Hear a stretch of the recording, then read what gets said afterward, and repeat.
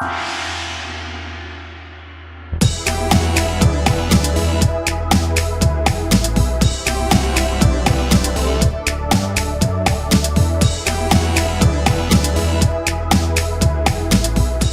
time for another emulation-driven episode, folks, and this time it's gonna be the first of, well, probably not too many episodes, I'd say probably 3, for the BBC Micro from Acorn Computers. And, well, I recognized that this was an important system in the early mid-80s, particularly in Great Britain, who used the computer in schools very much. But Acorn didn't really exist in Finland as such. They didn't have a foothold in the market. I mean, well, Commodore did have all the market here, so you can imagine.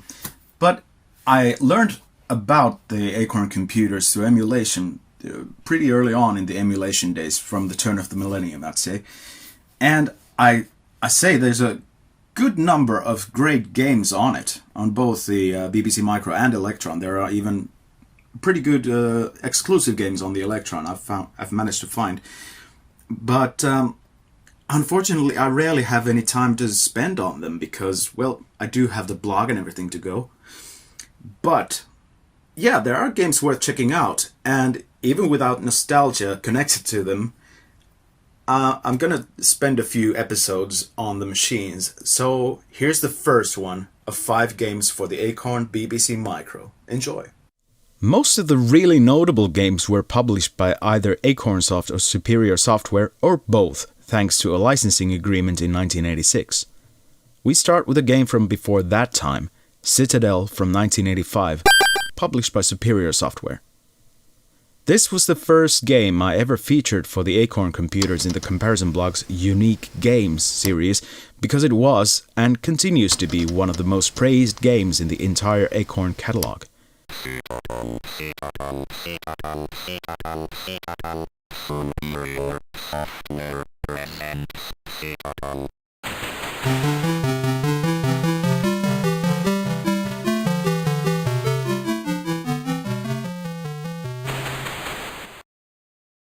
As you can see, it's a flip-screen adventure with 100 screens to traverse through, and the idea is to find 5 crystals and return them to their designated place. Well, if I'm allowed to be a bit brutally honest, Citadel has never really felt too much more than Jet Set Willy to me. I mean, sure, Citadel gives you an ability to steer while jumping, a couple of inventory slots, and a more complex quest, and a slightly more convenient energy bar compared to Jet Set Willy's Insta-Death. But the way Citadel is structured feels just too close to Jet Set Willy to me to be completely comfortable with the game, because most of the time you will ever spend on the game will be reserved on exploration and mapping, and some bits you need to figure out how to get around without losing too many lives. So yes, in some ways this could be considered an upgrade to Jet Set Willy, and with enough time put into it you could eventually grow to like it, if this is your sort of thing.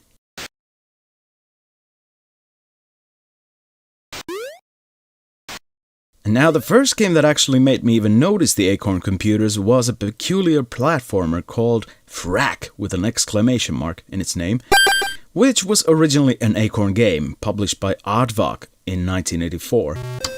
But I had this on my C64, through which I learned about the Acorn computers having the original version, which is why I'm including it here now.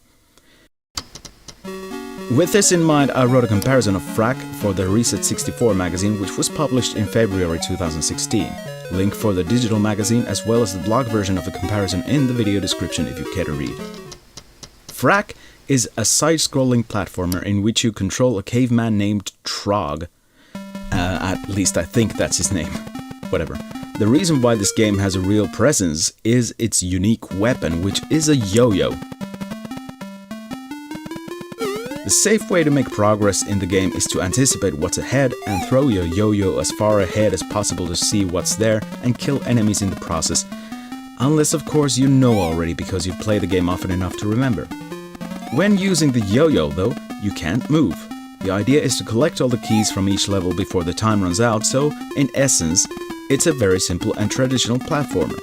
It's just that yo-yo that makes Frak more fun than you might have anticipated.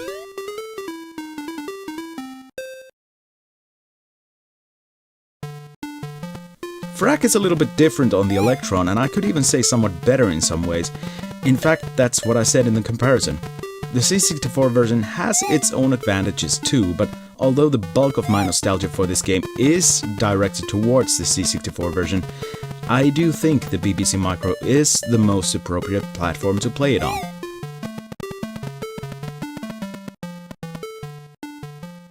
Now, if you like games with cats or games about espionage, then you're in double luck right now, because this is Spycat. It's a platforming adventure game loosely copying the style of Dizzy and its like, but with a weird icon-driven menu system. The cool thing about this game is that the story is based on the real-life scandals surrounding the release of former MI5 officer Peter Wright's memoirs, which was titled Spycatcher. So Spycat is basically a parody of the whole real-life drama in which you need to find classified documents and other things and then flee to Greenland.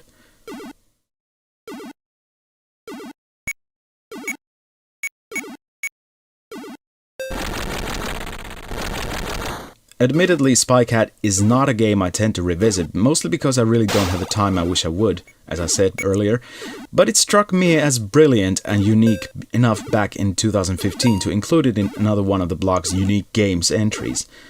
And now you're getting the same thing here with video footage. How convenient is that? But in all seriousness, I do recommend you at least try Spycat out and see for yourself if it's playable enough. It deserves that at least.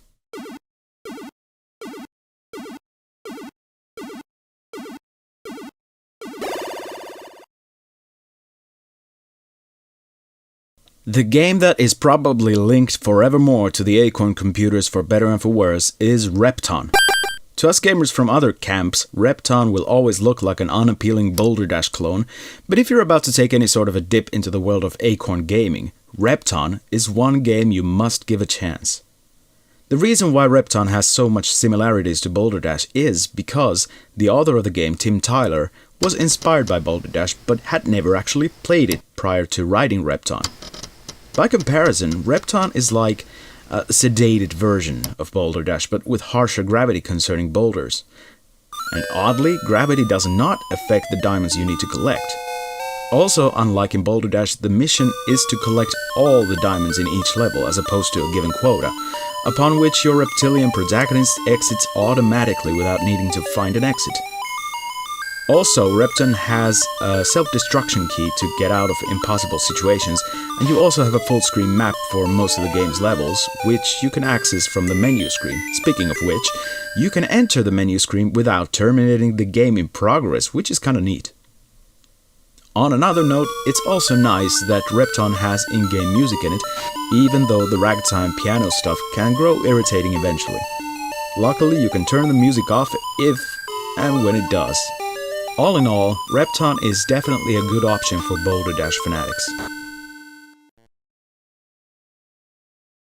For our fifth and final game for today, I decided to pick yet another one from the unique game series, 3D Dotty from Blue Ribbon 1988, or 87, depending on where you read it from.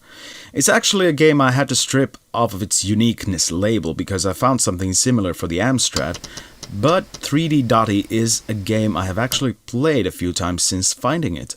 So anyway, this is a pseudo three-dimensional Pac-Man variant in which you need to clear all the dots from 3 floors which are linked to each other with ladders.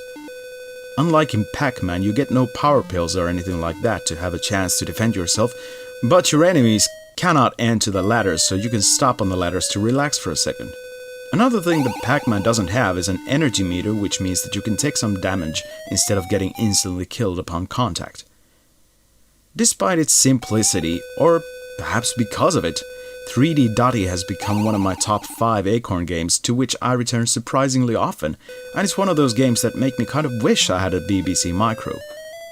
Maybe one day if I happen to win a lottery or something.